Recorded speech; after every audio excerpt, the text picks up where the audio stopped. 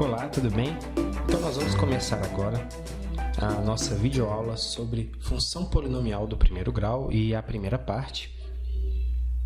E para começar, a gente precisa definir o que é função polinomial do primeiro grau. Olha, de acordo com o que está escrito aqui, função polinomial do primeiro grau é a função f do conjunto dos números reais no conjunto dos números reais, que associa a cada número real x o número real ax mais b com a diferente de zero. Então, é uma função que parte dos reais e vai nos reais mesmo, e ela associa cada número real x o número real ax mais b, porém a tem que ser diferente de zero. Mais para frente a gente vai entender por que na função do primeiro grau, a e b, mesmo a e b sendo números reais, o a tem que ser diferente de zero, porque senão a gente não vai ter uma função do primeiro grau. Então, a forma geral de uma função polinomial do primeiro grau é essa aqui. F de x é igual a x mais b, onde, para cada valor de x, eu vou ter o número ax mais b. Tá? Olha, exemplos. Primeiro eu tenho essa função aqui. F de x é igual a 3x menos 6. Quem que representa o a e quem representa o b?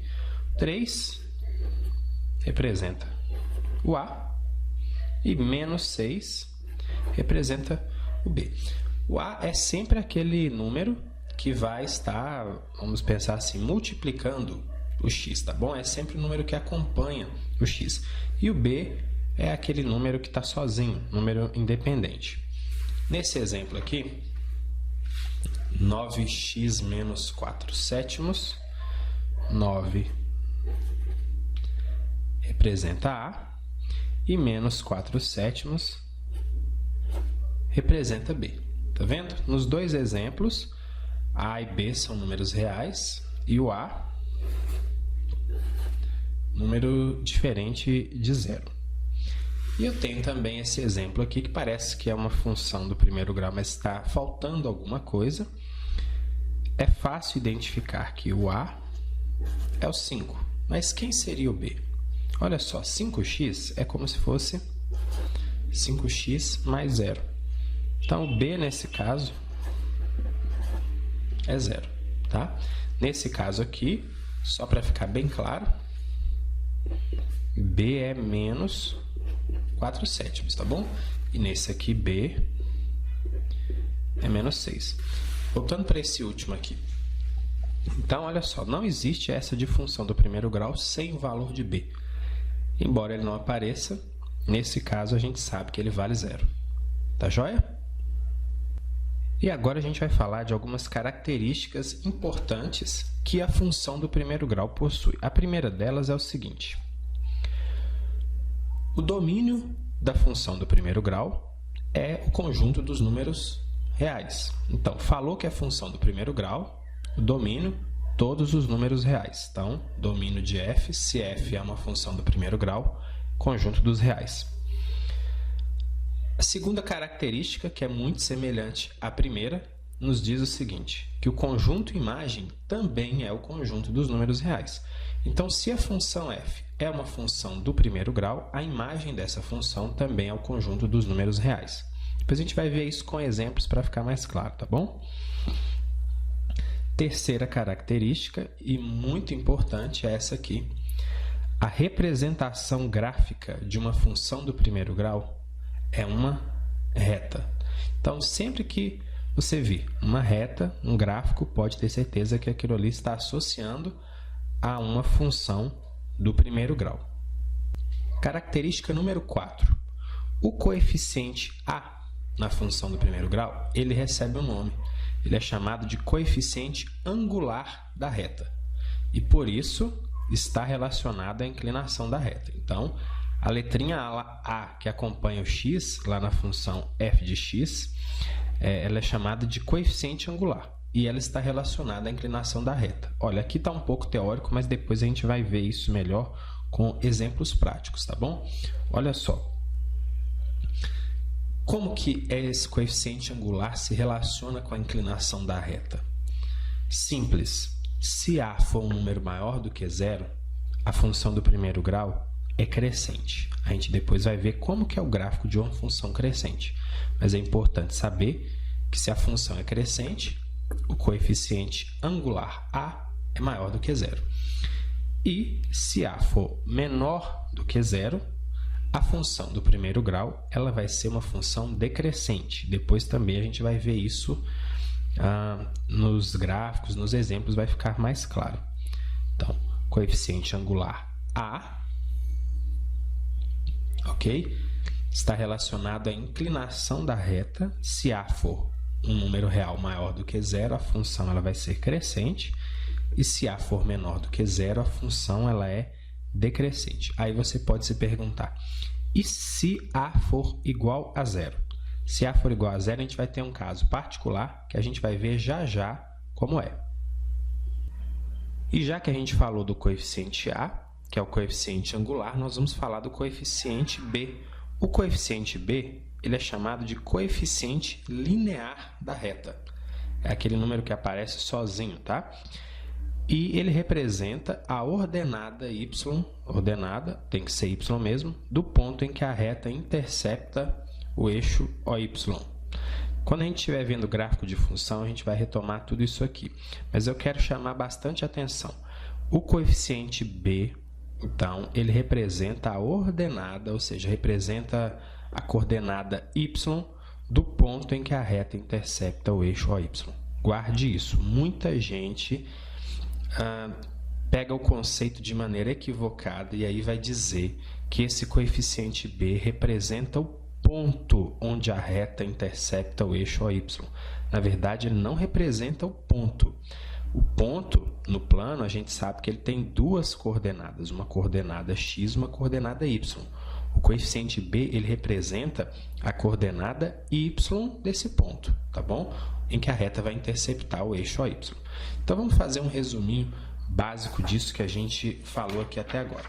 Então, se eu tenho a função f de x igual a ax mais b, a primeira coisa que a gente viu é que o domínio dessa função, por se tratar de uma função do primeiro grau, domínio dessa função é igual ao conjunto dos números reais. Nós vimos também que o conjunto imagem dessa função também é o conjunto dos números reais.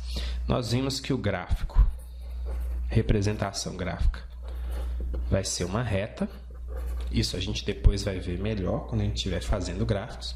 Nós vimos também que A representa o coeficiente angular. A gente viu também que o A, se o A for maior do que zero, a função é crescente. Se A for menor do que zero, a função é decrescente. E a gente acabou de ver também que B é o coeficiente linear da nossa reta. E ele vai representar a ordenada y do ponto em que a reta intercepta o eixo OY. Tá bom? E agora a gente vai ver um pouco dessas características importantes que a gente falou em exemplos.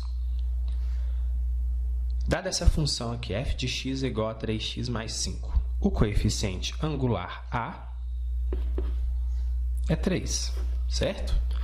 O coeficiente linear B, mais 5. E como o valor de A, o valor do coeficiente angular, é 3 e 3 é maior do que zero, a gente sabe que essa é uma função crescente no conjunto dos números reais. Olha, falar de função crescente e decrescente fica um pouco teórico quando a gente ainda não viu o gráfico. Mas assim que a gente falar sobre gráfico, isso aqui vai ficar muito nítido. Você vai conseguir enxergar pelo gráfico se uma função é crescente ou se uma função é decrescente. Tá beleza? Aqui nesse exemplo, a nossa função é f de x igual a menos 6/11 de x mais 7/8. É uma função do primeiro grau, tá bom? Porque ela é da forma ax mais b. Quem que é o coeficiente angular a? É essa fração aqui, menos 6/11. quem é o coeficiente linear b? Mais 7/8, ou 7/8, ok? Repare que o coeficiente angular a, nesse caso, é um número negativo, então menor do que zero. Portanto, essa função é decrescente.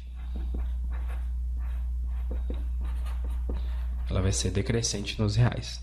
Também a gente vai entender melhor isso quando a gente estiver analisando o gráfico de funções, ok?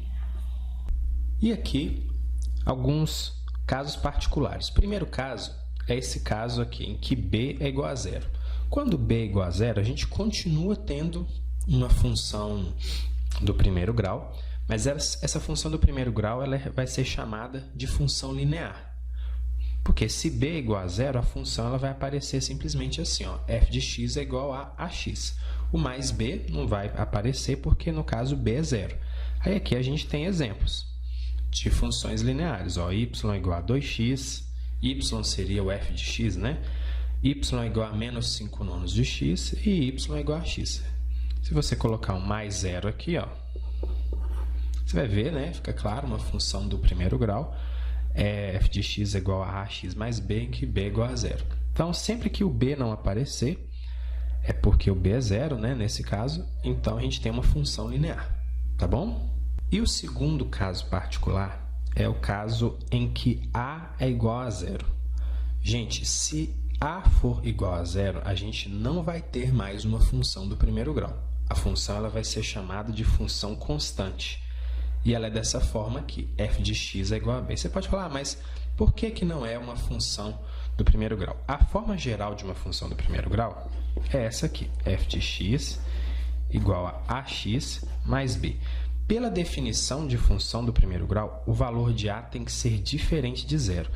Porque se a for igual a zero, olha só o que a gente vai ter. 0 vezes x dá zero. Então, a única coisa que sobra aqui é o b. Então, a gente não tem mais uma função do primeiro grau. A gente tem um valor constante que não depende mais do valor de x. A função ela vai ter sempre o valor de quem? O valor de b. E aqui eu tenho exemplos de funções que são lineares. Desculpa, funções lineares não, funções constantes, tá? Em que o a é igual a zero.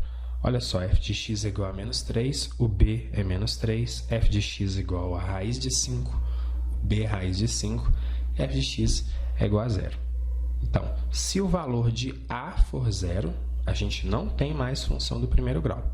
A função ela passa a ser chamada função constante e a forma dela é f de x igual a b. Ok?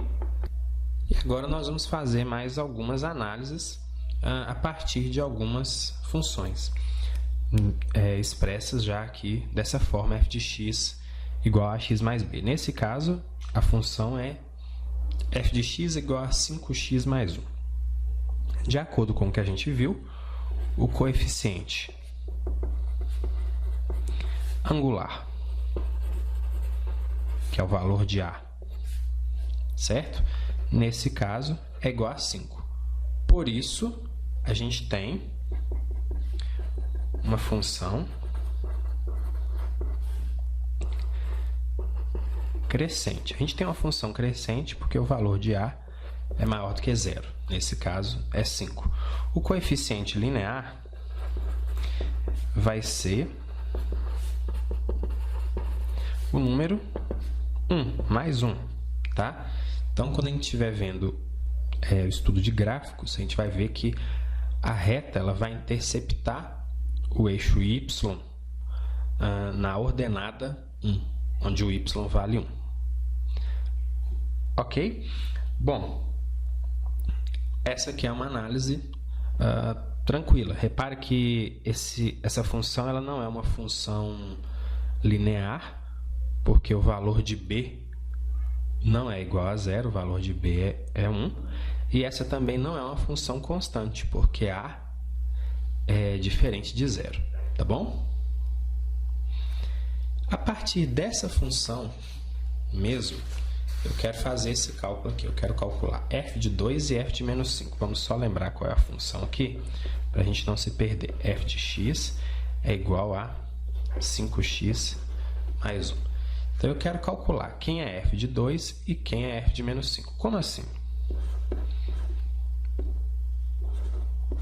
Se a minha função é f de x, e tem essa lei, e eu quero f de 2, é só eu fazer o seguinte. No lugar do x, eu vou colocar o número 2. Tá? O que isso significa? Quando eu pergunto qual é o valor de f de 2, na verdade, eu estou me perguntando o seguinte. Olha, se o número x, se o valor de x for 2, qual vai ser o valor da função? Ok? Então, se x é 2, qual é o valor de f de x? O valor de f de x vai ser o valor de f de 2. Então, vai ser, no lugar do x, a gente vai colocar 2, vai ficar 5 vezes 2 mais 1. 5 vezes 2 dá 10. E 10 mais 1 é igual a 11. Portanto, f de 2 é igual a 11. Quando o x vale 2, a minha função f de x vale 11. Tranquilo, né? E se agora eu quiser calcular f de menos 5? Eu quero saber quando o x valer menos 5, quanto que vai valer a minha função f de x. Então, no lugar de x, eu vou colocar menos 5. 5 vezes menos 5 mais 1. 5 vezes menos 5 dá menos 25. Menos 25 mais 1 igual a menos 24. Portanto, f de menos 5 igual a menos 24. Isso significa que quando x vale menos 5, a minha função vale menos 24. Beleza? Tranquilo? E agora nós vamos analisar essa função. F de x é igual a menos 2/5 de x. Para começar, o coeficiente angular, que é o valor de A, é menos 2/5, um número menor do que zero. Por isso, a gente tem uma função decrescente. Tá joia? E olha só, normalmente a função do primeiro grau, como a gente viu pela definição, é f de x igual a ax mais b.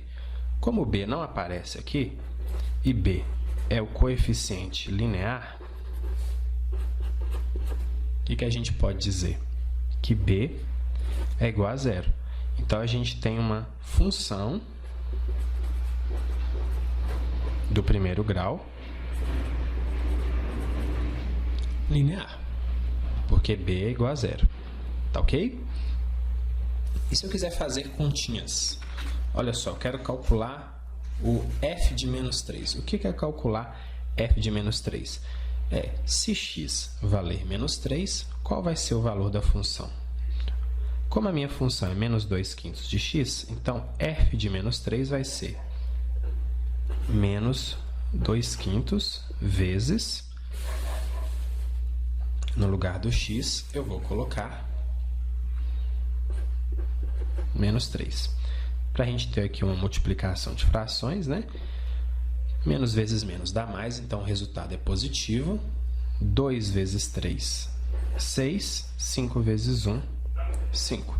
Então, quando o x vale menos 3, a minha função f de x vale 6/5. Ou então, você pode também falar, dividir 6 por 5, que é 1,2. Tá bom? Uma outra situação que eu posso pensar também é essa aqui, ó. Qual é o valor de x para que a função f de x valha 20? Então, se a minha função vale 20, qual vai ser o valor de x? O raciocínio agora é o inverso. Olha só, nesse exemplo aqui, eu tinha o valor de x e eu queria descobrir se x vale menos 3, qual vai ser o valor da função? Eu achei o valor da função. Nesse caso, eu tenho o valor da função e eu quero achar o valor de x. Então, eu não vou mais substituir no lugar de x esse valor. Eu vou substituir no lugar de f de x.